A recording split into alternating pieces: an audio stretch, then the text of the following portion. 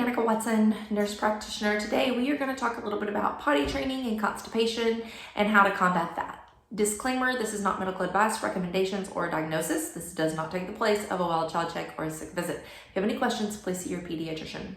So a lot of the times when children are potty training, they start to withhold. They are trying really hard not to have accidents, whether that is urine or bowel movements, and so they can sometimes withhold. They also run to the bathroom and they urinate just a tad, and then they want to go back and play.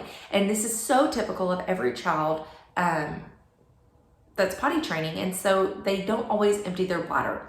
A few things can happen. You know, they can get a UTI when they're not completely emptying their bladder during this age. They can also get constipation because they are withholding that stool. That is probably the number one thing that happens is the constipation. And I want to, inform you that when your child becomes constipated, if you do not lose the whole stool burden, then the problem doesn't resolve. You can't lose, if they haven't gone to the bathroom in a few days and then all of a sudden, you're doing all the things and they go once, that doesn't mean you stop doing all the things that were recommended. You have to keep them going. You have to get stool burden completely gone, like almost where it goes from really hard to super soft, and then you can let up on your bowel regime. You just can't stop once that first stool burden is released. You've got to get it all out, almost to the point of diarrhea, okay? So just a little FYI. Now, when you have that backup of stool, if your child ever gets constipated, there is a higher chance they are going to get a UTI. So you've got to make sure you're pushing clear fluids through them during these potty training days.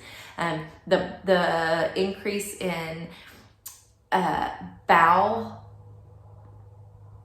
size because of the stool that it's holding pushes on your bladder, and it doesn't allow your child to fully empty all the way. And so it holds that urine, and stagnant urine just has bacteria in it.